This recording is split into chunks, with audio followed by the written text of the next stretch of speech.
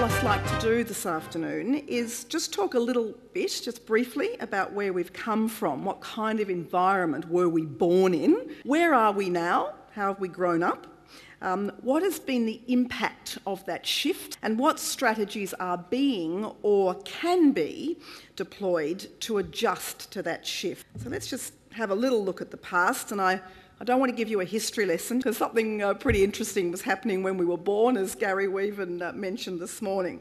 I won't say too much about it, except that Gary, of course, didn't say that he was the person who authored a paper in 1985 called Superannuation, The Great Leap Forward. And that put the case to the ACTU Congress of that year for a wage trade-off for employer-provided super. Now, why do I say history of neglect? Well, there was really nothing in place. It was 24 years ago last month that the Prices and Incomes Accord was struck with the Labor Party, which was then in opposition, and this really did lay the foundation for the policy that emerged from Congress upon Gary's presentation in 1985, and then led to that 1986 National Wage Case decision that brought us award super, the first 3%. Average weekly earnings for 70% of the population were less than $440 a week, and only 24% of people had super. In the late 80s, there was around $60 billion, a mere $60 billion, invested in super, and most of that was in public sector and corporate executive schemes. So there really was a history of neglect. Award super. The key innovation which underpinned the growth of funds at that time was the naming of the fund in the industrial award for the industry or occupation. Absolutely pivotal moment.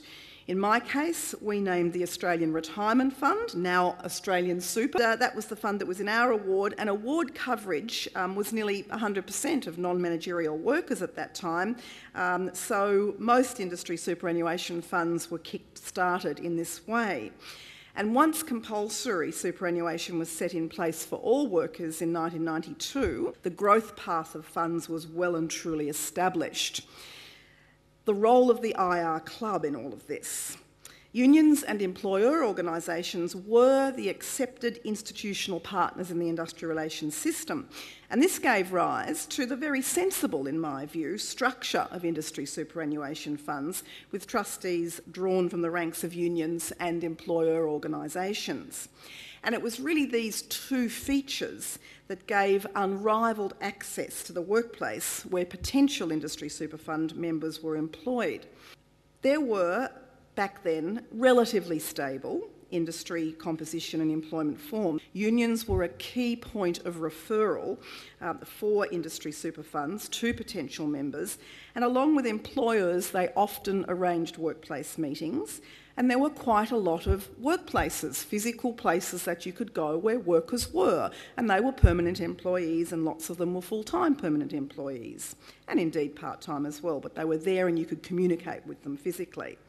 Also, financial services, it was early days of the transition. For example, in 1980, there were only 19 banks and no mortgage originators in Australia. By 1995, there were 43 banks and 26 mortgage originators. One of them, indeed, was SMHL.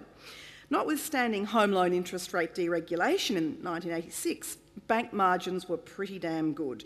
A domestic interest spread of 3.9% in 1995, those were the days, down from 5% in 1980, pre-interest rate deregulation.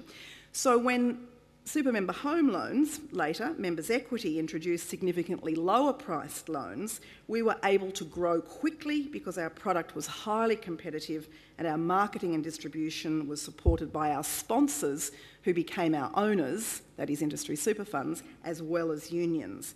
And our workplace association was our competitive advantage. We didn't spend a massive amount on advertising, and we were able to reflect this low cost in our pricing. These were indeed halcyon days. So what about now? What about the present? By 2000, 91% of employees aged 15 to 64 had superannuation. And as we now know, we've hit that magic 1 trillion figure. We really are now a service-based economy. Most employees do not produce goods anymore. In 1986, 1/3 of all employed people were employed in goods-producing industries. Now, 75% are in the service sector, and it's more private service than public service. What about changing employment forms? They've changed too. The workforce is comprised of employees and non-employees. In both of these groups, there are those in full-time and part-time employment, and that's just basically about hours of work. And in each case, their employment status can be permanent, temporary or casual, and that's all about the tenure or certainty of work. Now, the workforce was once dominated by permanent, full-time or part-time employees. It's now characterised by much more diverse composition, with so-called alternative forms really becoming the norm. The alternative is now the norm. The prevailing workplace ethos now, and this is an area that I work quite regularly, is really about the importance of the relationship between the employer, and that can either be the organisation or even the brand, if you like, at one level, and management on the other, and the employees, and to a lesser extent contractors. In the human resource management circles of the late 1990s and the 2000s, you will have noticed this rise of the dominance of the cult of leadership and the notion of strategic human resource management.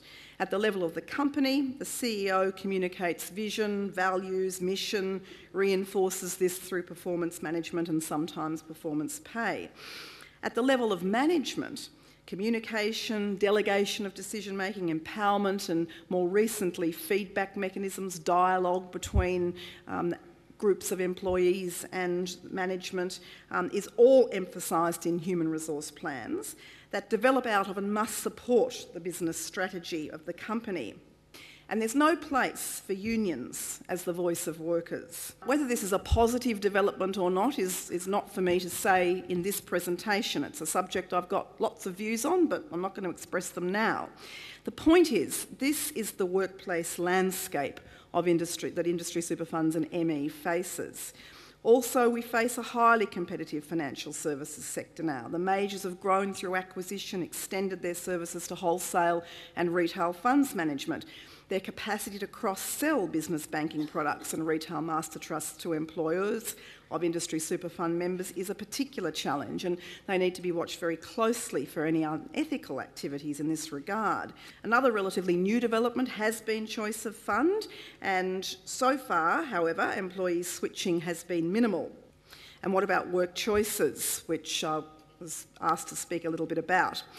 Work choices has heralded the most significant change in our industrial relations system since Federation, when the conciliation and arbitration power was inserted into our constitution. Unions and employer organisations were recognised, they were actually encouraged by the original legislation, right up until work choices in fact.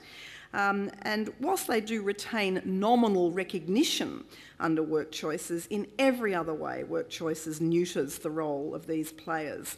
The new prime actors are employers and employees, with a heavy emphasis on the former. The point is that the environment has changed so fundamentally and so quickly and has turned against the traditional role of the institutional players, unions representing workers, that it has a big impact on the environment that we face. But the really big fillip is work choices, and the role of the employer becomes even more important than ever in the choice of fund that a member belongs to.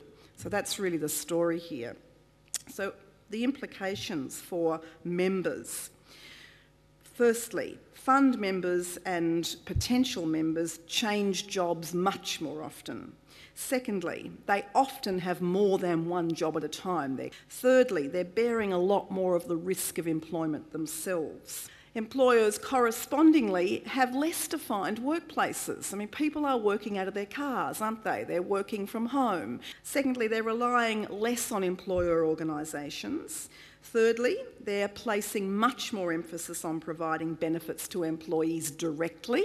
They've got much more confidence in their authority and their autonomy to make change. Much less stakeholder consultation and negotiation is required, and generally they're positioned to respond to market forces.